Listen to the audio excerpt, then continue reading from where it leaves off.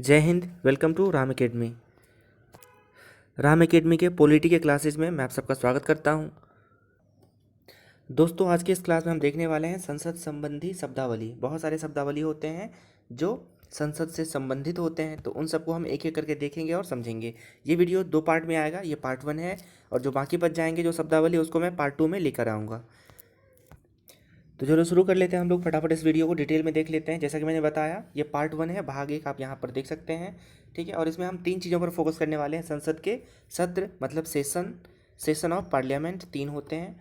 उसके बाद सत्रावसान, ठीक है ना, टर्मिनेशन ऑफ जो भी हाउस होता है, लोकसभा, राज्यसभा का तो नहीं होता, ठीक है ना, जो सत्र होता है उसका होता है, ठीक है ना, जो सेशन चलते हैं दोनों सदनों में उनका टर्मिनेशन को सत्रावसान कहते हैं। और लोकसभा का विघटन, डिसोल्यूशन ऑफ लोकसभा।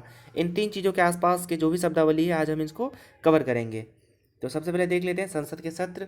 संसद के सत्र 3 होते हैं, वर्ष में 3 सत्र होते हैं। एक होता है बजट सत्र, बजट सेशन, दूसरा होता है मानसून सत्र और तीसरा होता है शीतकालीन सत्र। तो समझ लेते हैं कि कैसे सत्र का आरंभ होता है। अब देखो, जब भी नई लोकसभा का गठन होता है, ठीक है, तो चाहे वो साल का कोई सा भी महीना चल रहा हो, राष्ट्रपति जी पहली बार सत्र का आह्वान करते हैं। ठीक है, तो यहाँ पर लिखा हुआ है कि लोकसभा के प्रत्येक आम चुनाव के बाद प्रथम सत्र के आरंभ पर, ठीक है, चाहे कोई सा भी महीना हो, अगर नई लोकसभा चुनकर आ गई है तो उसका जो फर्स्ट सेशन होगा तब, तथा प्रत्येक वर्ष के आरंभ में, ठीक है ना। अब एक साल तो बीत गया, उसके बाद ये तीनों जो सेशन है ना ईयर वाइज चलता रहेगा। तो प्रत्येक वर्ष के आरंभ पर दोनों सदनों को राष्ट्रपति संबोधित करते हैं। ठीक है, प्रत्येक साल हर महीने मतलब पहले महीने को, और जब नई लोकसभा आएगी उस समय जो भी महीना हो प्रथम सत्र को कौन बुलाएंगे, कौन संबोधित करेंगे? राष्ट्रपति। ठीक है, और वो संसद को जो अधिवेशन उसको बुलाए जाने का कारण बताते हैं। ठीक है, और देखो यहाँ पर क्या होता है, जो सरकार का जो भी स्कोप है वो बताते हैं, जो भी पॉलिसीज़ हैं वो राष्ट्रपति जी बताते होते हैं। इनफैक्ट ये जो अभिभाषण होता है राष्ट्रपति जी का, ये वो अपने मन से नहीं देते। ये जो है या तो प्रधानमंत्री या लोकसभा के स्पीकर जो होता है या जो भी उनके प्रमुख प्रवक्ता होते हैं वो लिखकर उनको देते हैं। ठीक है, और राष्ट्रपति बस पढ़ते हैं। Being the constitutional head of country, संवैधानिक प्रमुख होने के नाते राष्ट्रपति बस जो सत्र का आह्वान होता है उसके अभिभाषण को पढ़ते मात्र हैं। और इनसे ना बहुत सारी चीज़ों का समझ में आता है कि सरकार किस दिशा में जाने वाली है, सब कुछ समझ में आता है। खासकर अपील करते हैं यहाँ पर राष्ट्रपति दोनों सदनों से, पक्ष विपक्षों से, कि आप लोग जो हैं आप लोग अच्छे से इनको चलाइए और मैक्सिमम यूज़ करें अपने समय का, पब्लिक के वेलफेयर में अच्छे से अच्छे काम को अंजाम दें, इस तरह की अपील की जाती है।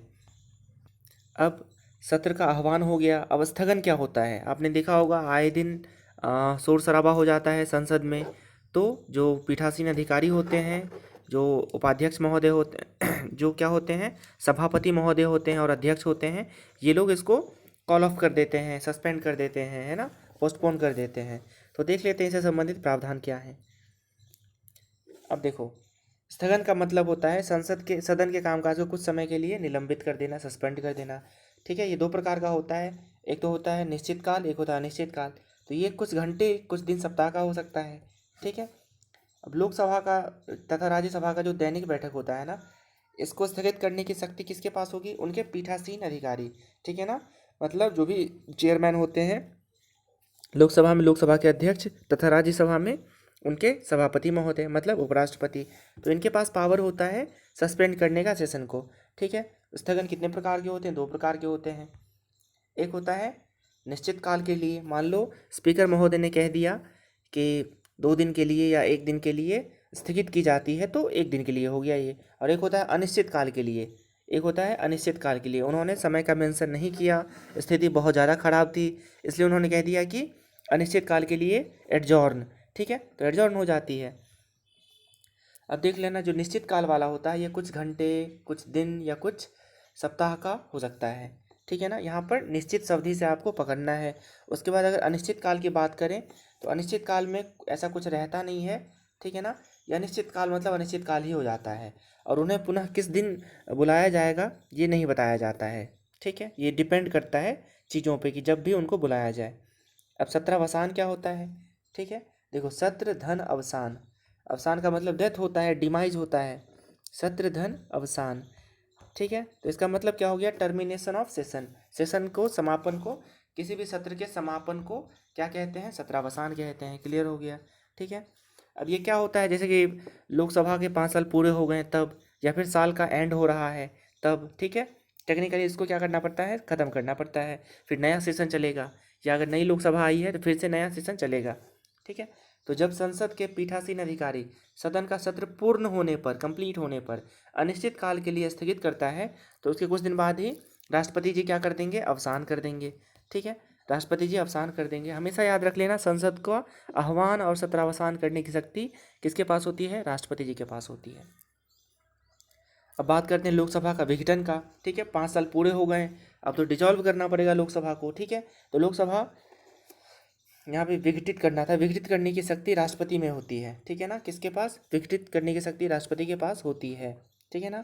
लोकसभा की कालावधि को ही समाप्त कर देता है, ये जो विघटन है ना, ये लोकसभा की कालावधि को ही समाप्त कर देता है, जिसके लिए नई लोकसभा का निर्वाचन आवश्यक हो जाता है, ठीक है। सामान्यतः ये कंप्लीशन ऑफ 5 ईयर के बाद होता है, और कुछ कंडीशन में, जैसे कि कोलिशन की गवर्नमेंट है, गठबंधन की सरकार है, तो किसी एक पार्टी ने अपना गठबंधन वापस ले लिया और सरकार का बहुमत खत्म हो गया तो भंग हो जाती है, या किसी सदस्य के खिलाफ अविश्वास प्रस्ताव पास हो जाने की दशा में भी लोकसभा का सेशन भंग हो जाता है। तो जब भी लोकसभा भंग हो जाएगी ना, सॉरी मैंने सेशन बोल दिया, जब भी लोकसभा भंग होगी उसके बाद इलेक्शन आवश्यक हो जाता है, चुनाव आवश्यक हो जाता है।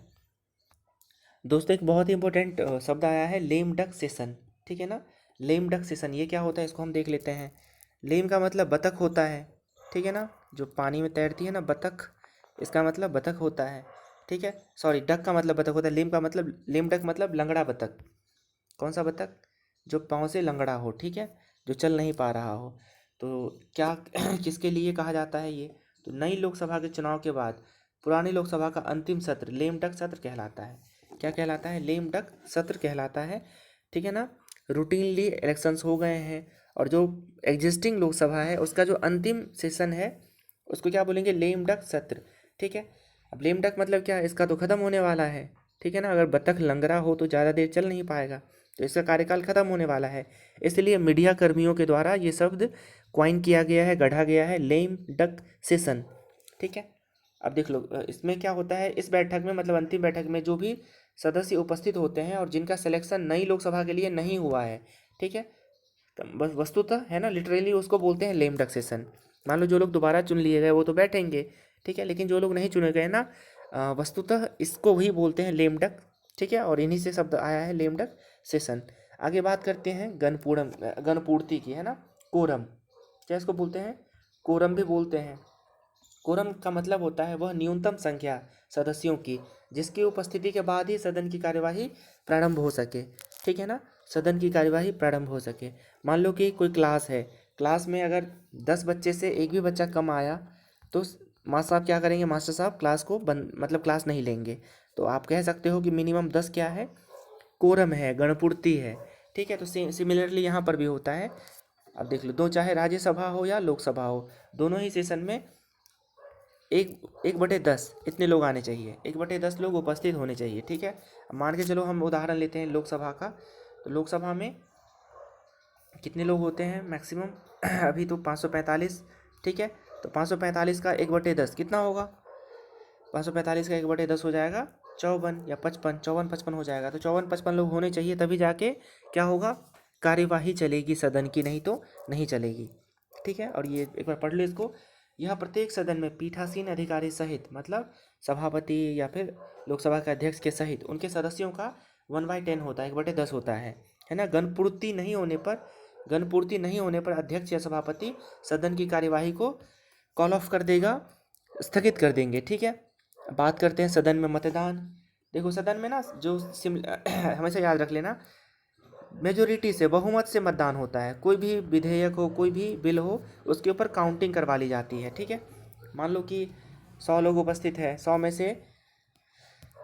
से 60 लोगों ने पक्ष में दिया, 40 लोगों ने अगेंस्ट में दिया, तो ये बिल सामान्य बहुमत से पारित मान लिया जाएगा, ठीक है। और कभी कभी होता है विशेष बहुमत, तो विशेष बहुमत का मतलब होता है 2/3, जैसे कि 545, जैसे कि 545 का 2/3 बहुमत से, ठीक है। तो ये मतलब मेजोरिटी से भी ज़्यादा हो जाता है, तो इसको बोलते हैं विशेष बहुमत। और सामान्यतः क्या होता है, सामान्य बहुमत, ठीक है। अब यहाँ पे एक और बात है, जो अध्यक्ष होते हैं या जो सभापति महोदय होते हैं, ठीक है, ये अपना वोट केवल तभी दे सकते हैं जब क्या हो, इक्वल इक्वल हो जाए, टाई हो जाए, ठीक है। तो अध्यक्ष या सभापति केवल मत बराबर होने की दशा में ही कास्टिंग वोट या निर्णायक मत देने का अधिकारी होता है। मतलब 50 फेवर में और 50 अगेंस्ट में पड़ गए मत, तो ये अपना वोट डाल के डिसाइड करेंगे कि वो बिल पास हो रहा है या नहीं। इसलिए इसके मत को बोलते हैं निर्णायक मत, मतलब एक मत से ही निर्णय हो जाता है। So this is the end of my video, और इसका पार्ट 2 भी मैं लेकर आऊँगा, आप लोग उसको भी ज़रूर देखें। Thank you class.